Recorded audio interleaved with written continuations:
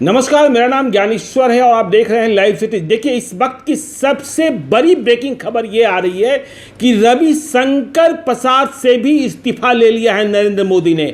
अभी अभी दिल्ली से खबर आई है कि रविशंकर प्रसाद ने इस्तीफा दे दिया है। देखिए, पहले ये खबर चल रही थी कि रविशंकर प्रसाद के पास कई मंत्रालय हैं, उनमें से कुछ मंत्रालय वापस लिए जा सकते हैं और दूसरे जो नए मंत्री बन रहे हैं उन्हें सौंपे जा सकते हैं। अब ये कौन सी बात हुई, क्या सब हुआ अंदर खाने में, यह पता नहीं, लेकिन इस वक्त की बड़ी ब्रेकिंग खबर और बिहार की राजनीति के लिए भी महत्वपूर्ण कि रविशंकर प्रसाद का इस्तीफा ले लिया गया। नरेंद्र मोदी ने इस्तीफा लिया है। अभी अभी ये खबर ब्रेक हुई है।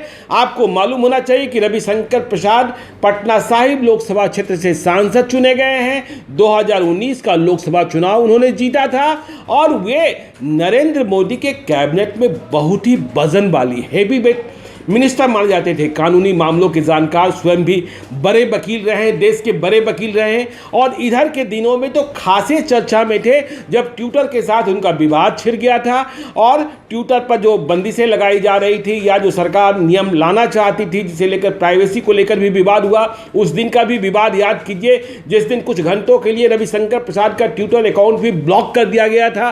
तो रविशंकर प्रसाद का ही इस्तीफा ले लिया गया। रविशंकर प्रसाद के इस्तीफे से बड़े बड़े जो पॉलिटिकल पंडित हैं वो चौंक सकते हैं, क्योंकि रविशंकर प्रसाद नरेंद्र मोदी के साथ तब से थे जब नरेंद्र मोदी गुजरात में मुख्यमंत्री हुआ करते थे। तब भी रविशंकर प्रसाद जो इनके कानूनी मसले थे उसे देखा करते थे। रविशंकर प्रसाद, अरुण जेटली तो अब रहे नहीं। तो इस वक्त की बड़ी ब्रेकिंग खबर, इसके पहले आपको हमने बताया ही है कि अश्विनी चौबे का भी इस्तीफा ले लिया गया। तो बिहार से 2 और दोनों सवर्ण जातियों के मंत्री, एक कास्ट अब तो कोई है ही नहीं और दूसरे ब्राह्मण, ललन सिंह मंत्री बने नहीं, केवल आरसीपी सिंह और पशुपति कुमार पारस। पशुपति कुमार पारस भी जो रामविलास पासवान का वोट बैंक है उसे अपने बूते कितना एनडीए के साथ ला पाएंगे, यह देखने वाली बात होगी, क्योंकि अब चिराग पासवान बीजेपी का जयकारा नहीं लगाने वाले हैं। नीतीश कुमार के साथ उनकी खुन्नस तो पहले से ही है और अब असली मुद्दे पर बात यह शुरू होगी कि नीतीश कुमार को इस मंत्रिमंडल विस्तार में आरसीपी सिंह को शामिल कराकर मिला क्या।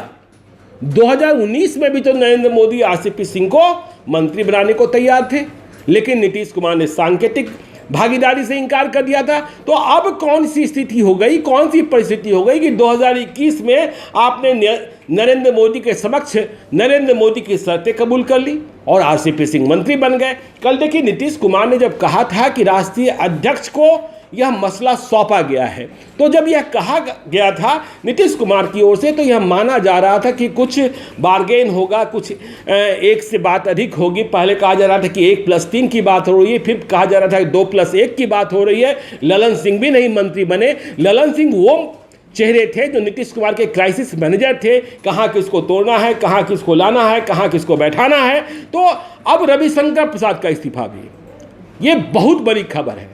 देखिए, भूपेंद्र यादव को आप बिहार के खाते में नहीं जोड़ सकते हैं।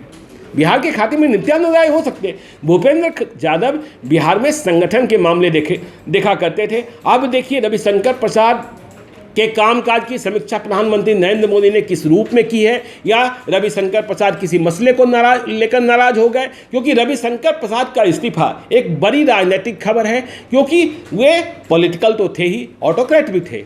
जो बातें कहते थे वो दलील के साथ कहते थे और जब भी सरकार को अपने पक्ष में बैटिंग करानी होती थी तो रविशंकर प्रसाद को सामने लाया जाता था। लेकिन रविशंकर प्रसाद की निगेटिव मार्किंग क्यों नरेंद्र मोदी ने की, क्या स्थितियां बनी, क्या परिस्थितियां बनी। देखिए, प्रकाश जावड़ेकर का भी इस्तीफा हुआ है, पोखरियाल का भी इस्तीफा हुआ है, लेकिन यह सबसे बड़ा इस्तीफा है। हर्षवर्धन ने भी इस्तीफा दिया है, लेकिन यह सबसे बड़ा इस्तीफा है। तो आपको हम बिहार की खबरों से अपडेट रख रहे हैं जो मोदी कैबिनेट के विस्तार के साथ साथ चल रही है। आप देखते रहिए लाइव सिटीज को। यदि अब तक आपने हमारे यूट्यूब चैनल को सब्सक्राइब नहीं किया, जरूर कर लीजिएगा और यदि इस वीडियो को फेसबुक के माध्यम से देख रहे हैं तो पेज को लाइक कीजिएगा, ट्विटर पर भी हमें फॉलो कीजिए। धन्यवाद।